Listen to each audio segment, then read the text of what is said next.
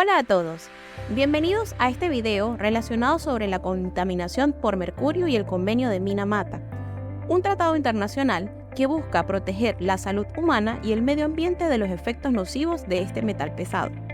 ¿Sabes qué es el mercurio y por qué es tan peligroso? ¿Conoces la historia de la enfermedad de Minamata, una de las mayores tragedias ambientales de Japón? ¿Te gustaría saber qué medidas se están tomando para reducir el uso y la emisión de mercurio en el mundo?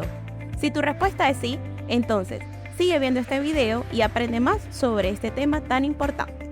Quien les habla, la doctora Carmen Ivana Galvis Jiménez, estudiante de la Universidad Nacional Experimental de Guayana, del posgrado de Medicina Ocupacional, mención Medicina del Trabajo. Para dar inicio con esta ponencia, iniciaremos hablando con lo que es el mercurio. El mercurio no es más que un elemento químico metálico conocido también como azogue, hidragiro o plata líquida. Su símbolo en la tabla periódica de los elementos es Hg y proviene de su nombre en griego antiguo como hidragiros, término compuesto por hidro, agua, y agiros, plata. Esto se debe a que es el único metal líquido a temperatura ambiente con un brillo metálico como la plata. El nombre mercurio proviene de la mitología romana, pues las cualidades principales del dios romano Mercurio eran su movilidad y la velocidad. El símbolo alquímico de este metal es también el símbolo del planeta Mercurio. El mercurio tiene una reactividad química baja, lo que le hace que reaccione muy poco con la mayoría de los ácidos, excepto con aquellos que son altamente oxidantes. Algunas otras reacciones del mercurio se asemejan a las de la plata. Por ejemplo, el ácido sulfúrico atmosférico, los copos de azufre sólido, el carbón activado o el zinc en el polvo. Estos se emplean para contener derrames de mercurio. En contacto con otros metales, el mercurio tiende a formar amalgamas, es decir, mezclas. El mercurio disuelve el oro perfectamente, el magnesio, el cobre y sobre todo el zinc. Sin embargo, no disuelve el hierro, ni la mayoría de los metales de transición de la tabla periódica. Seguidamente hablaremos de los usos del mercurio. El mercurio se utiliza para diversos fines, como la fabricación de termómetros, barómetros, esfigmomanómetros, lámparas fluorescentes, interruptores eléctricos, pilas, amalgamas dentales, cosméticos, pesticidas, fungicidas y antisépticos, es decir, tiene una variedad de funciones. También se usa en la minería artesanal e ilegal del oro, donde se mezcla con el mineral para separar el metal precioso, generando graves problemas de contaminación ambiental y salud humana. Además, el mercurio se emplea en algunos procesos industriales, como lo es la producción del cloro y sosa cáustica, en la fabricación de explosivos, pinturas y tintes que generalmente son de uso cosmético. Después de conocer los múltiples usos del mercurio, vamos a conocer sus efectos. Dentro de esto, la producción de enfermedades o la enfermedad por contaminación con mercurio. La enfermedad derivada de la exposición al mercurio producida por este mismo se llama hidragirismo o mercuriarismo. Se caracteriza por la intoxicación crónica o aguda por la exposición prolongada al mercurio o a sus compuestos. El mercurio puede afectar a diferentes órganos y sistemas del cuerpo humano, como lo que es el sistema nervioso, el digestivo, el inmunológico, el respiratorio, el renal, el cutáneo y el ocular. Los síntomas pueden variar según la forma, la dosis y la vía de exposición a este componente. Algunos de los más comunes dentro de su sintomatología son los temblores, la sensación de debilidad, la fatiga, la pérdida del apetito, las náuseas, los vómitos, los episodios de diarrea y de dolor abdominal. Junto con ellos también lo que es la irritación de las encías, de la piel y sobre todo las lesiones a nivel de la boca, alteraciones de la visión, de la audición y sobre todo del gusto. También dentro de la esfera del sistema nervioso central puede presentar depresión, ansiedad, irritabilidad, insomnio, pérdida de la memoria, dificultad para concentrarse y problemas de coordinación. incluido también la presencia en ocasiones de convulsiones, parálisis y, más grave, el coma.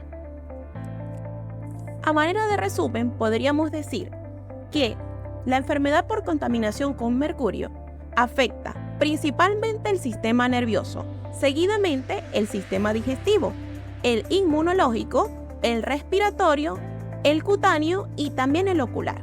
Principalmente se va a ver afectado en dependencia de la vía tópica por la cual se tenga contacto directo. Seguidamente conoceremos la incidencia del hidragirismo o mercurialismo, o la intoxicación producida por el mercurio. La incidencia de esta enfermedad a nivel mundial es difícil de estimar, ya que hay un sistema de vigilancia global ni un registro de casos uniforme. Sin embargo, se sabe que la exposición al mercurio es un problema de salud pública que afecta a millones de personas en todo el mundo, especialmente a las poblaciones que dependen del consumo de pescado, mariscos contaminados con metilmercurio y una forma orgánica del mercurio que se acumula en la cadena alimentaria acuática. Según la Organización Mundial de la Salud, el metilmercurio puede causar daños al desarrollo neurológico y cognitivo del feto y sobre todo del niño, así como efectos cardiovasculares y reproductivos en los adultos. Se ha calculado que en algunas poblaciones de pesca de subsistencia entre 1.5 mil y 17 a 1000 niños presentan efectos cognitivos debido al consumo de pescados con mercurio.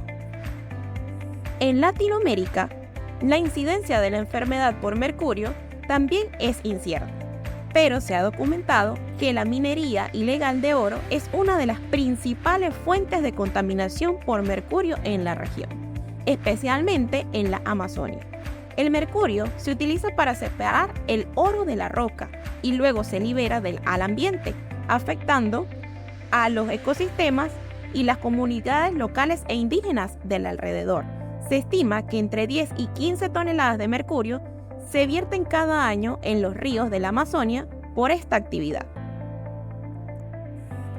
En nuestro país, Venezuela, la incidencia de la enfermedad por mercurio tampoco se conoce con precisión exacta, pero se ha reportado que la minería ilegal de oro se ha expandido en los últimos años, especialmente en el estado Bolívar, donde se encuentra el arco minero del Orinoco, una zona de gran riqueza mineral y ambiental.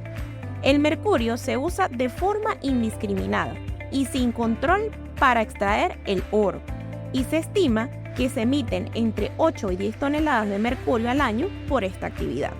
Se ha detectado contaminación por mercurio en el agua, el suelo, los sedimentos, las plantas, los animales y sobre todo las personas que habitan en esta zona, incluyendo a los pueblos indígenas que dependen de este tipo y subsisten de este tipo de mineral. Los efectos en la salud son similares a los descritos anteriormente y se ha observado una mayor prevalencia de enfermedades respiratorias, gastrointestinales y neurológicas en esta población expuesta.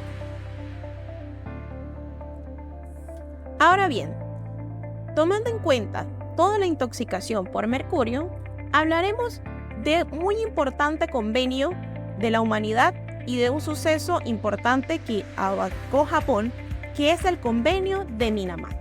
El Convenio de Minamata sobre el mercurio es un tratado internacional diseñado para proteger la salud humana y el medio ambiente de las emisiones y las liberaciones antropogénicas de mercurio y obviamente sus derivados y compuestos. El convenio lleva el nombre de la bahía de Minamata, que está ubicada en Japón, donde se produjo uno de los casos más graves de intoxicación por mercurio en la historia, causado por el vertido de desechos industriales al mar entre 1932 y 1968. El convenio fue adoptado por 128 países en 2013 y entró en vigor en el año 2017. Seguidamente, continuaremos hablando sobre la finalidad del Convenio de Minamata. El Convenio de Minamata se realiza con el fin de 4 aspectos específicos: prevenir, reducir y controlar la contaminación por mercurio, que representa una amenaza global para el desarrollo sostenible, la biodiversidad, la seguridad alimentaria y sobre todo la salud humana. El convenio establece medidas para regular todo el ciclo de vida del mercurio, incluyendo su suministro, comercio, uso, emisiones, liberaciones, almacenamiento, gestión de residuos y sitios contaminados. Él también promueve la cooperación internacional, el intercambio de información, la asistencia técnica y financiera y sobre todo la concientización pública sobre los riesgos del mercurio para el mundo.